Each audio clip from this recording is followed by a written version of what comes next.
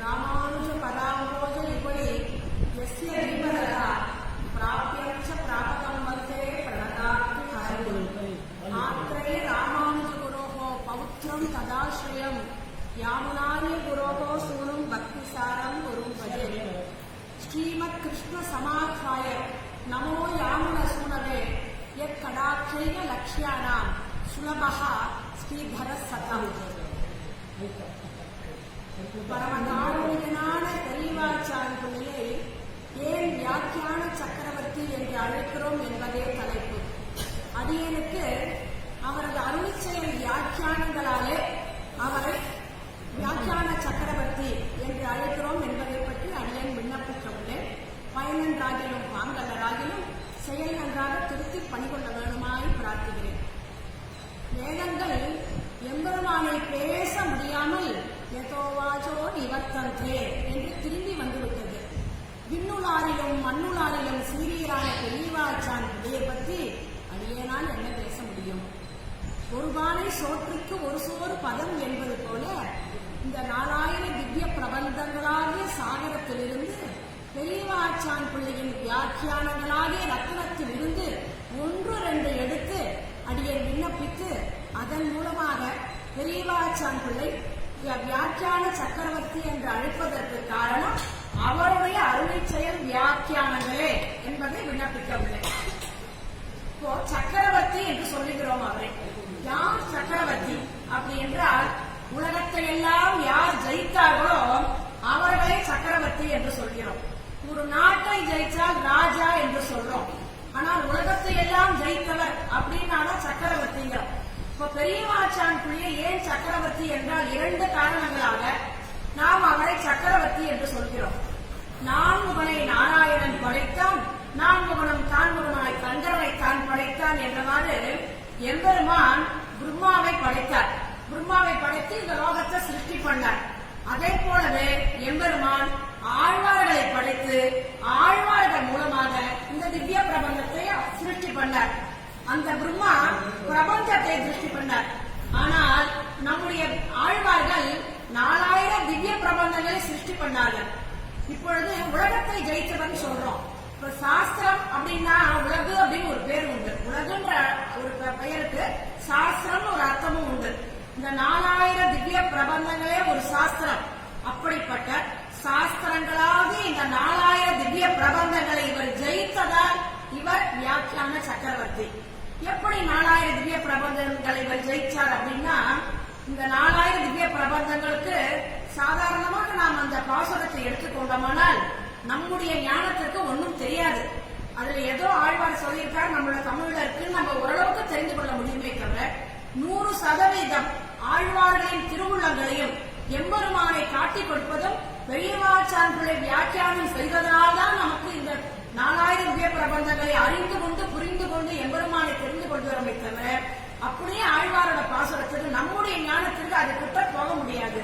அப்போ அந்த 4000 திவ்ய பிரபந்தங்களை நன்றாக நமக்கு அவர் காட்டி கொடுத்து அதில் உள்ள அந்த என்னென்ன சாரங்கள்லாம் விசேஷ அம்சங்கள்லாம் இருந்ததோ அது எல்லாத்துக்கும் வியாக்கியானம் செய்ததால் இவர் வியாக்கியான சக்கரவர்த்தி.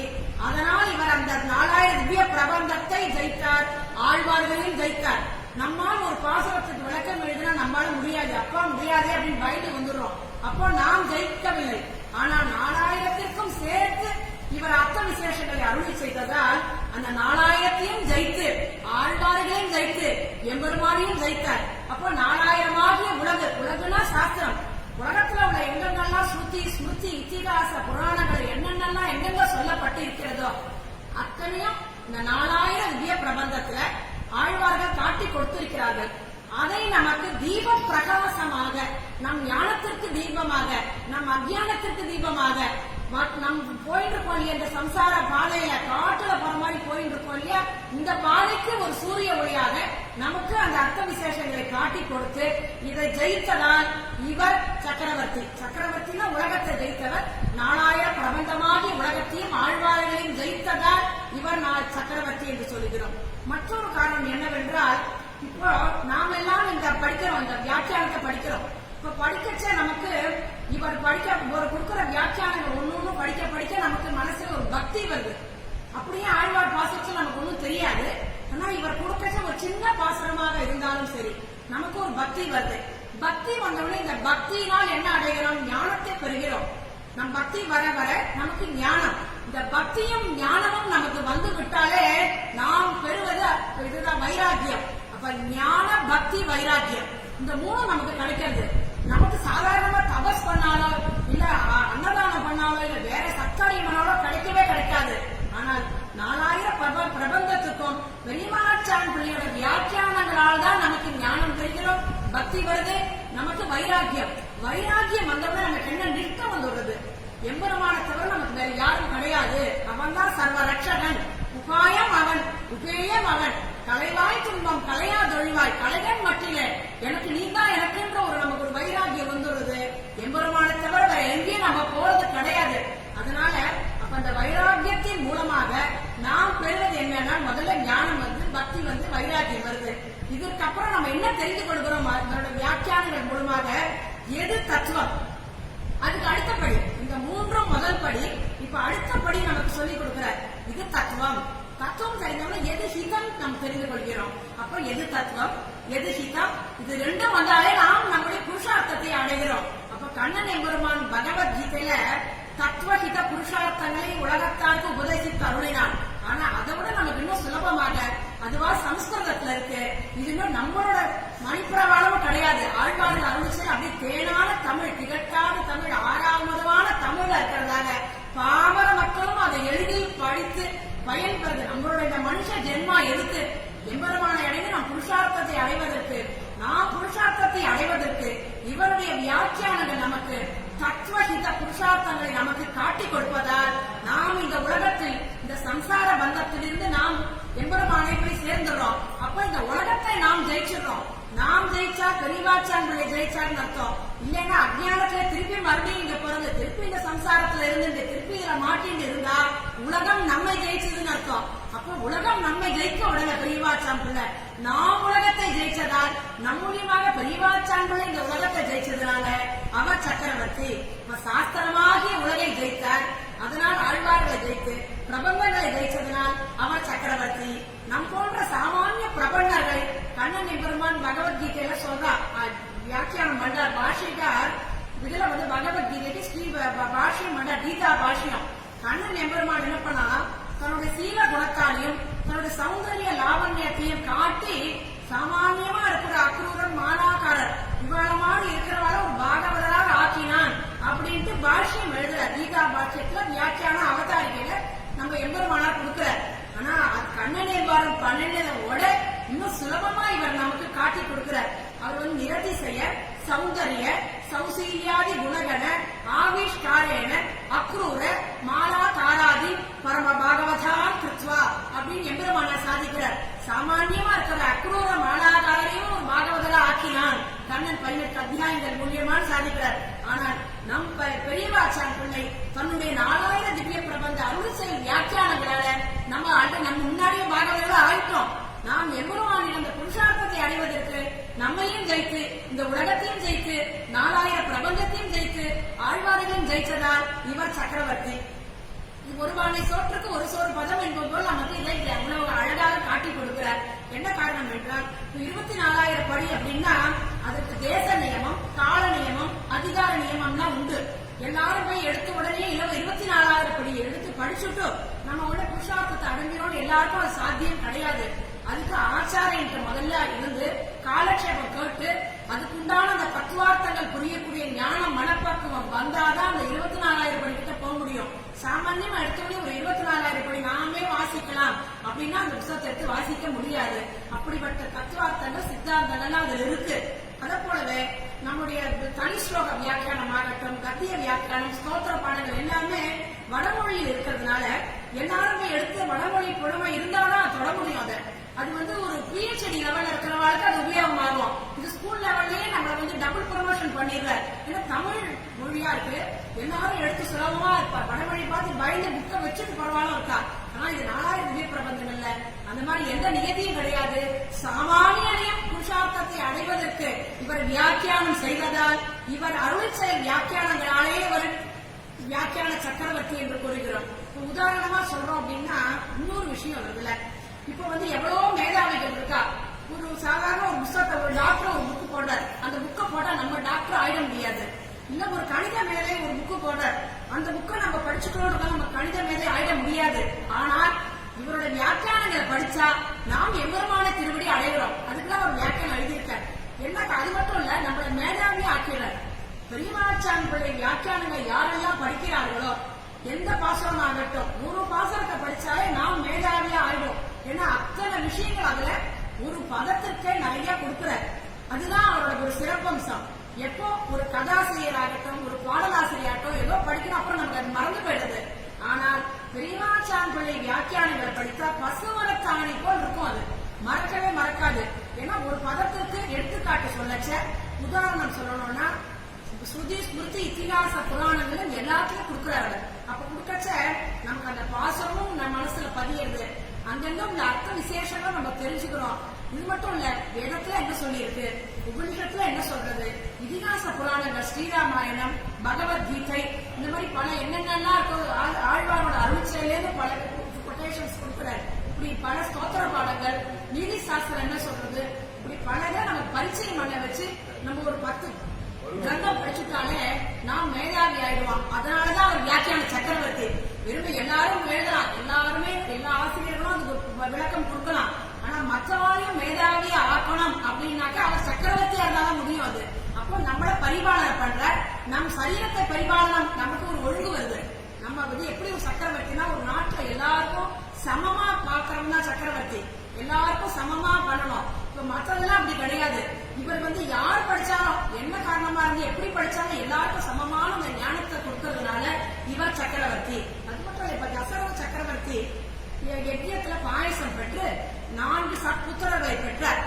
அதே போலவே இந்த பெரியமாச்சான் பிள்ளை எப்படி என்ன பண்ணார்னா, ஆழ்வாரோட வேள்வியாகிய 4000 திவ்ய பிரபந்தத்திலிருந்து அவர் எப்படி பாயசத்தை பெற்றாரோ 4000 திவ்ய பிரபந்தமான பாயசம். ஏன்னா இது கண்ணல் அமுது, எல்லாரும் படிக்க படிக்க தேனா திகட்டா இருக்கிறதுனால கண்ணனும் அமுதுமா இருக்கக்கூடிய இந்த 4000 திவ்ய பிரபந்தத்திலிருந்து அவர் எப்படி சத்புத்திரர்களை பெற்றாரோ அதே போலவே நமக்குமே இது 4 புருஷார்த்தத்தை பெற்றுக் கொடுப்பதால் இவரும் நமக்கு சக்கரவர்த்தி. சக்கரவர்த்தி என்றால் புருஷார்த்தத்தை நமக்கு பெற்றுக் கொடுக்கிறார், பரிபாலனம் பண்றார். அப்படின்னா அந்த சக்கரவர்த்தி 4 சத்புத்திரர்களை பெற்றுக் கொடுத்து அந்த யுகத்தோட முடிஞ்செடுத்து அடுத்த யுகத்துல இல்ல அது.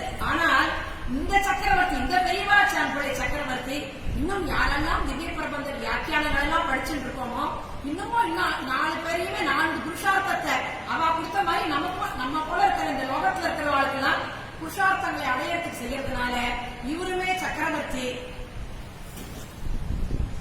இப்ப ஒரு பாசனம் எடுத்துட்டோம்னா சாமானியமா ஒரு சின்ன பாசனம், திருப்பானாழ்வார் பாசனம், சுலபமான பாசனம். இப்ப அமலநாதி பிரான் அப்படின்னா எல்லாருக்குமே ஒரு சுலபமா இருக்கக்கூடியது.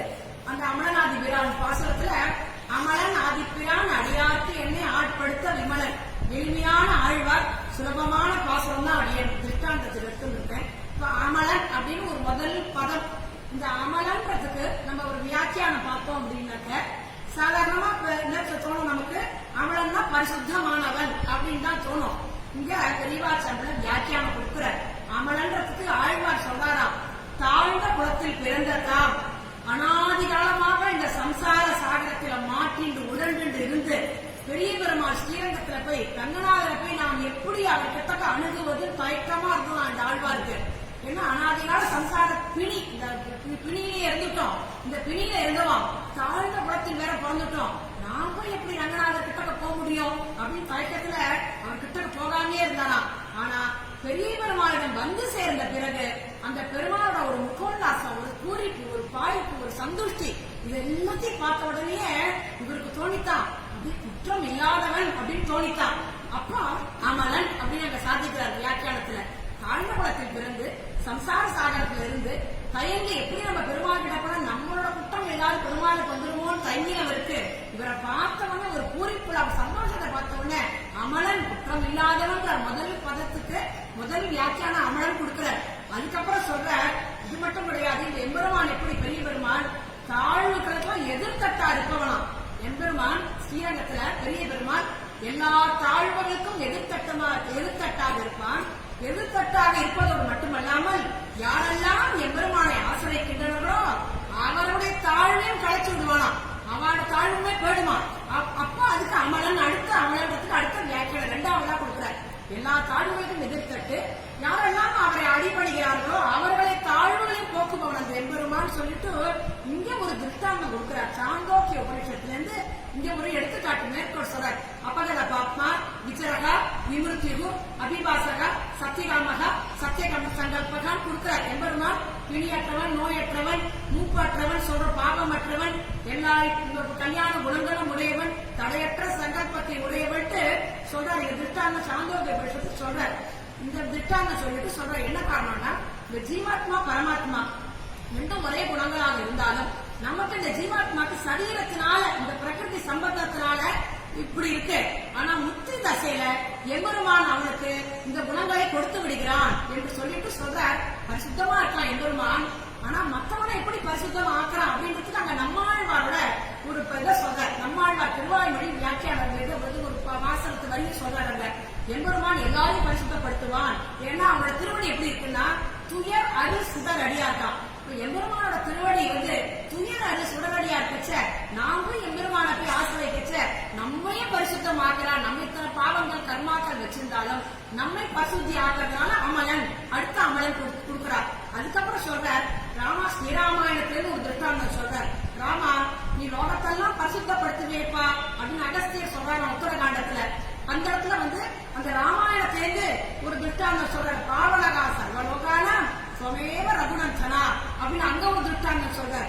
அந்த திருஷ்டாந்தம் முடிச்ச உடனே அடுத்த திருஷ்டாந்தம் அமலன்றதுக்கு முண்டகோபனிஷத்துலேருந்து அங்க ஒரு அடுத்த இது கொடுக்கிறார், வியாக்கியானம் கொடுக்கிறார். துவா சுபர்ணா சைத அப்படின்னு அந்த இடத்துல ஒரு மரம் இருக்கு. இந்த மரத்துல 2 பட்சிகள் சமானமான ஞானத்தோட ஞானமாகி இறக்கைகளோட இருக்கு.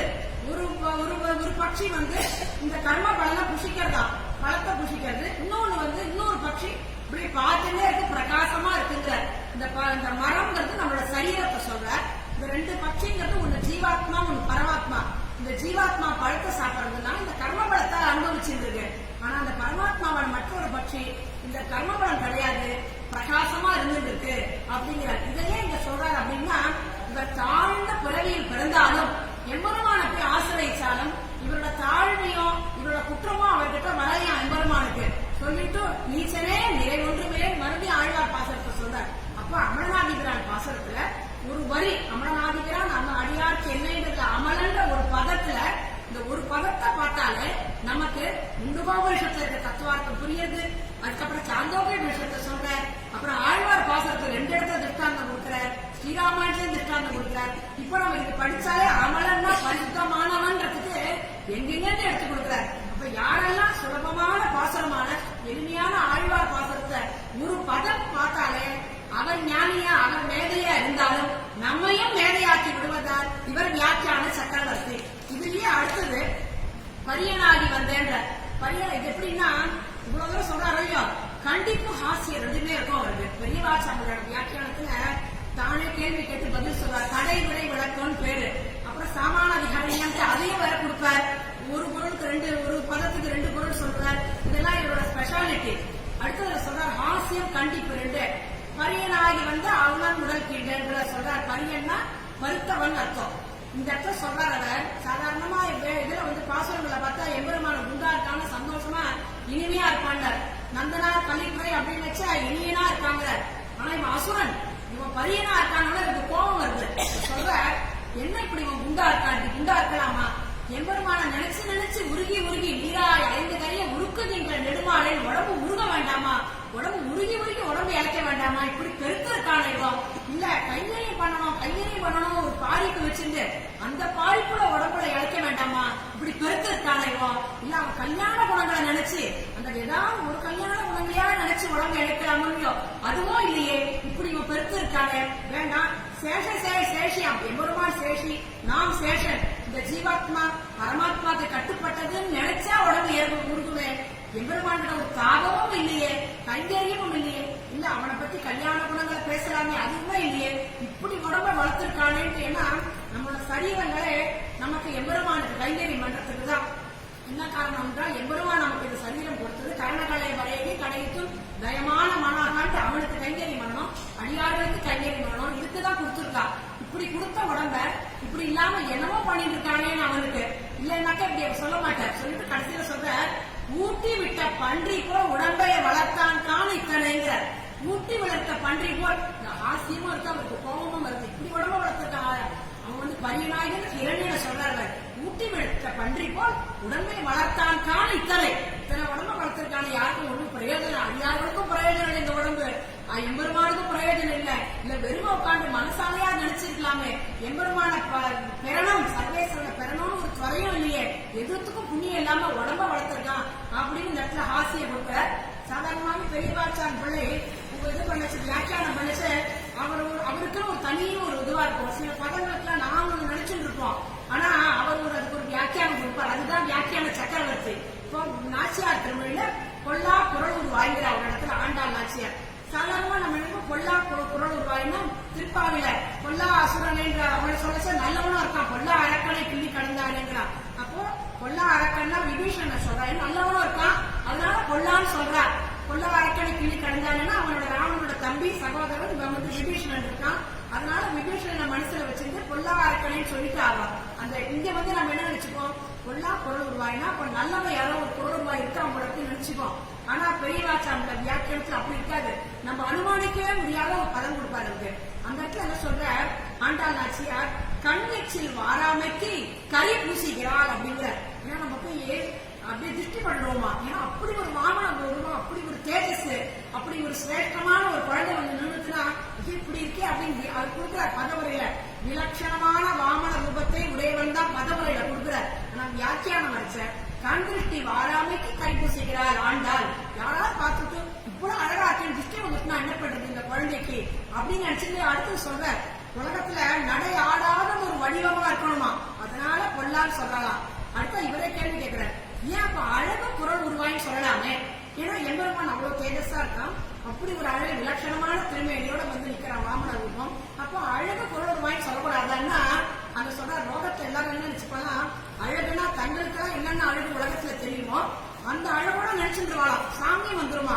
எம்பெருமான் அதுக்கெல்லாம் அப்பாற்பட்டவன் இல்லையா, நம்மளோட மனதிற்கெல்லாம் அப்பாற்பட்ட அதாவது அப்ராக்கிரதமான ஒரு திருமேனி நம்ம மனசால நினைக்க முடியாது. அதனால யாரெல்லாம் இப்படிதான் இருப்பாங்க இருக்கு அப்படின்னு நம்ம ஒரு அனுமானத்துல அந்த அழகை நினைச்சிடக்கூடாதான். அதனால அப்புறமே நிலையாகும். அதனால பொல்லா குரல் உருவாய் அழகு குரல் உருவாய் நான் ஆண்டாள் சொல்லல அப்படின்னு சொல்லிட்டு குரல் உருவாய்க்கு சொல்றேன். குரல் உருவாய்னா எல்லாம் குள்ளமா இருக்கான்ட்டு குறையா நினைச்சிடக்கூடாதான். ஏன்னா எம்பெருமான் குள்ளமா இருந்துட்டு அவங்க குறையா நினைச்சா என்ன பண்றதுன்ட்டு சொல்ற, கோடி ஸ்தானத்தில் இருப்பவனை காலி ஸ்தானத்தில் இருக்கான் அப்படின்ட்டு சொல்றாரு. இருக்கு பெரிய ஒரு படி பாலை நல்லா சுண்ட காய்ச்சி அது குழம்பு பாலை ஆனா அது காலரைக்கா படியா ஆச்சுன்னா அந்த ஒரு படி பாலோட இந்த காலரைக்கா படிப்பால் ரொம்ப இனிமை ரொம்ப சுவையா இருக்கும் இல்லையோ, அதை போல கோடி ஸ்தானத்துல இருக்கக்கூடிய இந்த எம்பெருமான் காணி ஸ்தானத்துல இருக்கிறதுனால அந்த குழம்பு பால் எப்படி சுவையா இருக்குமோ அந்த உயரமான பெருமாளை விட இந்த காணி ஸ்தானத்துல இருக்கக்கூடிய எம்பெருமான் அவ்வளவு இனிமை அவ்வளவு சுவையா இருக்கும்ட்டு நம்மால் அனுமானிக்க முடியாத ஒரு விஷயத்தை கொடுப்பதால் தான் இவர் வியாக்கியான சக்கரவர்த்தி. முதல்ல உலகத்தை ஜெயிச்சார், அதனால வியாக்கியான சக்கரவர்த்தி. 4000 திவ்ய பிரபந்தத்தையும் ஆழ்வார்களையும் ஜெயித்தார், அதனால வியாக்கியான சக்கரவர்த்தி. அதற்கு மேல நம்மையும் இந்த உலகத்தை ஜெயிக்க வச்சார், அதனால வியாக்கியான சக்கரவர்த்தி. இப்போ இந்த வியாக்கியானத்தினாலேயே ஜெயிக்க வச்சார். எப்படின்னா சாமான்யமா இந்த பிரபந்தத்தை சொல்லி எல்லாரையும் மேல புருஷார்த்தத்தை அடைய வைக்கிறார் இல்லையா. மற்ற கிரந்தங்களை காட்டிலும் 4000 திவ்ய பிரபந்தம் எல்லாருக்கும் சர்வாதிகாரம் அது. அதனால இதுக்கு தேச நியமம் கால நியமம் அதிகாரம் எதுவும் கிடையாது. இப்ப எல்லாரையும் புருஷார்த்தத்தை அடைய வைப்ப இவர் வியாக்கியானங்கள் அடைய வைக்கிறது. ஆழ்வார் பாசனங்கள் அடைய வைக்க முடியாது. ஏன்னா படிச்சுட்டு சில பேர் யாருக்கு என்ன வேணுமோ அதை வச்சுட்டு போயிடுவார். ஆனா இதோட வியாக்கியானங்களை படிச்சுட்டா இன்னும் படிக்கணும் ஆறாவதமாக இருப்பதால இந்த வியாக்கியானங்கள் மூலமாக எல்லாரும் அவரவர் புருஷார்த்தத்தை அடைய வைப்பதால் இவர் வியாக்கியான சக்கரவர்த்தி. இதுக்கு மேலும் யாருக்கும் ஏதோ குறையா பிரபந்தத்தையும் ஆழ்வாரியா சொன்னா தாங்க மாட்டார்கள். அதனால என்ன பண்றார், சின்ன விஷயமா இருந்தாலும் அந்த குறை இல்லாம ஆக்கணும் அப்படின்றதுக்கு. இப்ப அமரநாதிபிரான் பாசனமே எடுத்திருந்தாலே 10 பாசனம் தான் அது. மத்த எல்லாத்தையும் இது பண்ணச்ச கணிவன் சித்தாம் கூட 11 பாசனம், இது 10 பாசனம் தான். யாரும் என்ன ஆயிரம் 10 பாசனம் தான் பாடியிருக்காரு அப்படின்னு நினைச்சிடக்கூடாதான். அதற்கு மேல அது என்ன சொல்ற, மற்ற ஆழ்வார்களை காட்டிலும் இவர்தான் சிறப்பு மிக்கவர். என்ன காரணம் என்றால் மற்ற எல்லா ஆழ்வாரும் உயர்ந்த குலத்தில் பிறந்ததால் அவரவர்கள் தங்கள் நைச்சியத்தை ஏற்றுக்கொள்ள வேண்டும். ஆனால் இந்த ஆழ்வார் பிறவியிலே தாழ்ந்த குலத்தில் பிறந்ததால் இவர் தனது நைச்சியத்தை எடுத்துக்கொள்ள வேண்டிய அவசியமே இல்லை. இவர் இயற்கையாவே இவருக்கு இந்த நைச்சியம் இருக்கு அப்படின்னு சொல்லிட்டு மற்ற ஆழ்வார்கள் எல்லாம் எல்லா பாசமும் பாடியிருக்கா, எல்லா தினேசம் பாடியிருக்கா. இவர் ஸ்ரீரங்கத்துக்கு மட்டும்தான் பெரிய பெருமாள் தான் பாடியிருக்கான்னு யாரும் குறை சொல்லக்கூடாதான். அதனால இவர் என்ன பண்ற அவதாரிகளை சொல்ற மற்ற ஆழ்வார்கள் ஆத்துல ஒரு கால் சேத்துல ஒரு கால் வைப்பா. ஆனா பெரிய வாச்சான்புடைய அழகா சித்தரிக்கிறார் இந்த இடத்துல. ஆனா இந்த திருப்பான ஆழ்வார் அப்படி கிடையாது. இவருக்கு எல்லாமே பெரிய பெருமாள் தான். என்ன காரணம்னா எந்தெந்த திவ்யதேசத்துல எந்தெந்த எம்பெருமான்கள் எவ்வளவு அழகா இருக்காங்க, எவ்வளவு குணமா இருக்கான், அவங்களோட கல்யாண குணங்கள், அவங்களோட அழகு சீலம் எல்லாம் சேர்ந்தது இந்த பெரிய பெருமாள்கிட்ட இருக்கான். அதனால எல்லா அழகுமே இவங்கிட்ட இருக்கிறதுனால இவருக்கு அமரநாதி பிரான் 10 பாசத்திலேயே இவரோட அழகை கொண்டு வந்து கொடுத்துறாரு. மற்ற ஆழ்வார்கள் மாதிரி அங்க ஒரு கால் இங்க ஒரு கால் வச்சு எதுக்குமே இவர் போறது எல்லாமே இவருக்கு பெரிய பெருமாள் தான் சொல்லி சொல்றாரு. பெரிய பெருமாளோட அழகு எம்பெருமான் அழகு பரமபதத்துல எப்படி இருக்கான், மொக்கு விட்ட மாதிரி தான் இருக்கான். அவதாரிகள் எழுதுற மொக்கு விட்ட மாதிரி இருக்கு. விபவாவதாரங்கள்ல 2 இலை விட்ட மாதிரி இருக்கு.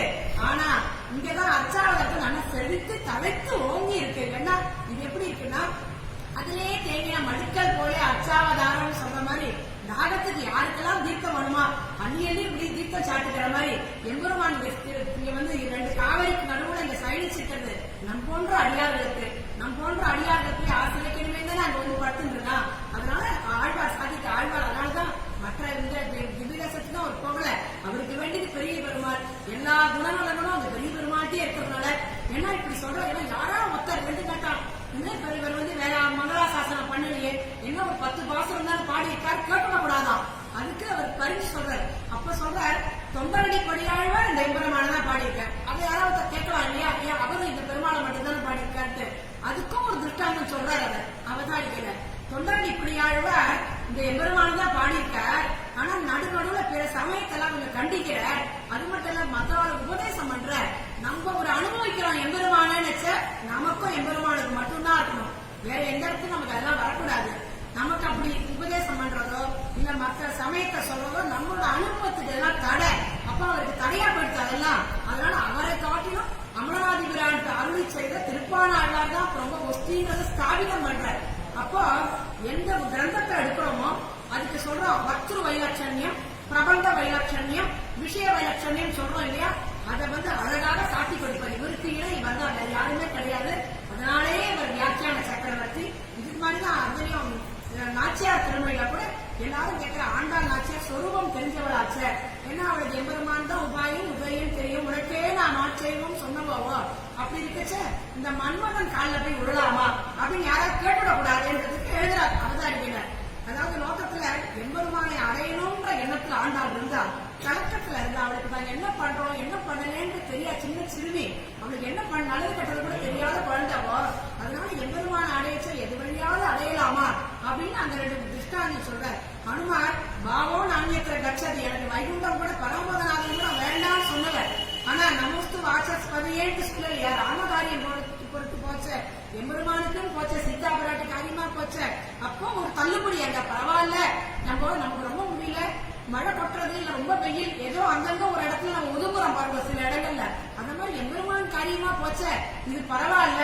ஏன்னா இவரே நம்மாழ்வாரே என்ன பண்ணார், எம்பெருமான் விட்டுட்டு போயிட்டானா தெய்வங்கால் அப்படின்னாராம். அங்க கொடுக்கிற திருஷ்டாந்தம் நம்மாழ்வார் தெய்வங்கால் சொல்லலையா. அத மாதிரி ஒரு அனுபவத்துல ஒரு அவசரத்துல அவளுக்கு புரியல, கலக்கத்துல இருந்தா, அதனால அப்படி கூப்பிட்டுட்டா. இதெல்லாம் ஒரு பெரிய விஷயமே கிடையாது. பாருங்க எம்பெருமான அடையணும்னு ஒரு சொல்ல அவளுக்கு அந்த தாபத்தினால அவ வந்து மன்மதனை கூப்பிட்டாள் தவிர வேற ஒண்ணுமே கிடையாது. ஏன்னா இப்ப ராமனுக்கு லோகத்துல அயோத்தியா காண்டத்துல ராமனை தவிர யாருக்கும் எல்லாருக்கும் அயோத்தியில தெரியாது.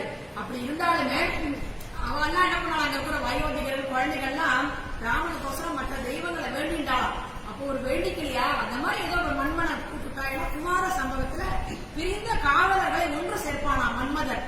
அதனால அந்த திருஷ்டாந்தத்தை அவள் தெரிஞ்சுட்டு சரி எம்பெருமான் விட்டுட்டு போயிட்டானே நம்மளை ஒண்ணு சேர்க்கட்டுமே அப்படின்னு கொடுத்துட்டான்ட்டு அவனுக்கு பரிந்துரை பண்ற மாதிரிதான் பேசுவாளே தவிர வேற எதுவுமே பேச மாட்டா. இதுக்கும் மேல நமக்கு பல இடங்கள்ல ஒரு 1000 வருஷத்துக்கு முன்னாடி ஒரு நஞ்சியர் பொருட்டியோ நம்மளை பொருட்டியோ பட்டர் பொருட்டி நம்ம அன்வைக்கல. ஆனா நமக்கு அந்த வியாக்கியானங்கள்லாம் பார்த்துச்ச ஆகா அன்னைக்கு அவெல்லாம் ஒரு கலட்சம் மனுஷன் என்ன ஆச்ச ஆச்சரியமா இதுல வியாக்கியானங்கள்லாம் கொடுக்குறார். நமக்கு அந்த பிராப்தியே நமக்கு குறையா இருக்கும்.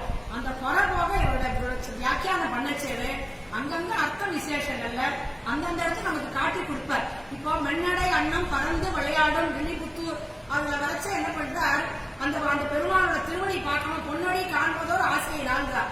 அங்க வந்து கேட்கிறாரா, அந்த இடத்துல வியாக்கியானம் பண்ணுச்ச நஞ்சியை கிட்ட நம்புள்ள கேட்கிறாரா, ஏன் ஆண்டாள் நாச்சியார் தூக்கமே வரலையே, இந்த பொன்னடி காண்பதோர் ஆசையினாட்டு இந்த திருவடியை பார்க்கணுமேன்னு ஏன் சொல்றா அந்த இடத்துல? ஏன்னா ஸ்ரீவில்லிபுத்தூர்லதான் இருக்கா, அந்த வடபத்திர சாயி அங்கேயே தான் இருக்கா. பரமபதநாதனை போய் சொல்லணும்னா கைக்கு எட்டாவது தூரம் பார்க்கலையேன்னு சொல்லலாம். உள்ளூர்லயே இருந்துருக்கா, அங்கேயே பெருமாள் இருக்காரு. ஏன் வந்து இந்த மாதிரி பொன்னோடை காண்பதோர் ஆசையினான்னு ஏன் தூக்கம் இல்ல திருவடி பார்க்கணும்னு சொல்றாரு அப்படின்னா அங்க சொல்ற அங்க நஞ்சியை சாதிச்சாரா, நம் போன்றவர்கள் போய் பெருமாளை போய் சேவிச்சா எந்த விகாரமும் இல்லாம அப்படியே திரும்பி வருவோம். ஆனா ஆண்டாள் நாச்சியார் போய் வடபத்திர சாயை போய் சேவிச்சுட்டா அவ அப்படி எப்படி ராமபிரான பார்த்த பரதாழ்வான் எப்படி மயங்கி உண்டானோ அவனோட நீர்மை குணம் எளிமை குணத்துல அவன் சௌலபியம் வாத்சல்யம் சௌசல்யம் இந்த கல்யாண குணங்களை நினைச்சு நினைச்சு நினைச்சு அப்படியே மயக்க அடிச்சு விழுந்துருவா. அதனால ஆண்டாள் உறவினர்கள் என்ன நினைச்சாலா, ஐயோ நம்ம வந்து இந்த குழந்தை கோயில் கழிச்சுன்னு போனா இந்த குழந்தையை நாம் இழக்க வேண்டி வருமே நினைச்சிட்டு அவளை அழிச்சுட்டே போறது கிடையாது கோவிலுக்கு. அதனாலதான் அவளுக்கு தூக்கம் இல்லாத பொன்னடி காண்பதோ ஒரு ஆசையினான்னு சொல்லிட்டா அப்படின்னு அந்த ஒரு திருஷ்டாந்தம் வந்து அங்க வந்து சொல்ற நமக்கு நஞ்சியை வந்து நம்மளுக்கு சொல்றதா பெரியவாச்சான் மலை எழுதுறாங்க அந்த வியாக்கியானத்துல. அப்போ நம்ம அந்த மற்ற இதுல காலட்சேப போக்குல இல்லைன்னா கூட நமக்கு அந்த அர்த்த விசேஷங்கள்லாம் நமக்கு காட்டி கொடுத்துறாரு இல்லையா, அதனாலேயே அவர் வியாக்கியான சக்கரவர்த்தி. நமக்கு அந்த போட்டுல இருக்கிற மாதிரிதான் இருக்குமே தவிர நமக்கு சாதாரணமா இதை ஒரு புத்தகத்தை படிக்கிற மாதிரி கிடையாது. இதுக்கு மேல 4 நறுமொழி பாசனத்திலையும் அப்படிதான் கொடுக்குறாரு. 4 நறுமொழி மாளிகம் சோலை நம்பிக்கையினால் 100 தடாவில் வெண்ணெய் வாயில் இருந்து பராவி வைத்தேன், 100 தடாவில் இருந்து அக்கார அரிசி சொன்னேன், 7 திருவுடையால் இது வந்து இதை கொள்ளுங்களோன்றதுல அங்க கேட்கிறாரா, நம்மளை நஞ்சியை கிட்ட கேட்கிறாராம், எம்பெருமான் எதை கொடுத்தாலும் வாங்கிப்பான், சின்ன வஸ்துவை கொடுத்தாலும் வாங்கிக்கக்கூடியவன், அவனுக்கு பெருசா கொடுக்கணும்னு ஏன்னா அவனே சொல்லியிருக்கான், பத்திரம் புஷ்பம் பலம் தோயம் யோவே பக்தியா பிரயச்சது கதகம் பக்தி புகதம் அஷ்னாமி பிரயதாத்மனதான் சொல்ல விடாச்சு. அவனுக்கு இடத்துக்கு இப்படி 100 தடா வைக்கணும் ஆண்டாள் நாச்சியார் அப்படின்ட்டு கேட்கிறாராம். அப்ப சொல்ற நஞ்சியர் திருவாய்ப்பாடியில இருக்கக்கூடிய ஒரு பெரிய ஒரு சமுர்த்தி ஐஸ்வர்ய சமுர்த்திக்கு இந்த 100 தடாங்கிறது ஒரு பூர்ண கும்பம் மாதிரி, அதனால இது சின்னதான் வச்சிருக்காளே தவிர இது ஒண்ணு பெரிய விஷயம் இல்ல அப்படின்னு சொல்லிட்டு அப்படின்னு நஞ்சியை சொன்ன சாதிக்கிறார். இவர் பின்னாடி பெரியவாச்சாமர் இந்த வியாக்கியானம் கொடுக்குற ஆண்டாள் நாச்சியார் துவயத்துல பூர்வ வாக்கியம் உத்தர வாக்கியம் 2 இருக்கு. பூர்வ வாக்கியம் வந்து நம்ம சோப்பிரவர்த்தி இல்லாம எப்படி இருக்கணும், பிராட்டி எப்படி சீதா பிராட்டி இருந்தாலும் அது மாதிரி நம்மளோட சொந்தமான ஒரு முயற்சி இல்லாம எல்லாமே எம்பெருமான் தான் இருக்கணும் அப்படின்னா இருந்தா பிராட்டி சீதா பிராட்டி. சில பேருக்கு அதுல அன்வைச்சு அதுல ரொம்ப இது வரும். உத்தர வாக்கியம் இருக்கு, அது வந்து கைங்கரிய விருத்தி. அப்போ ஆண்டாள் நாச்சியாருக்கு உத்தர வாக்கியம்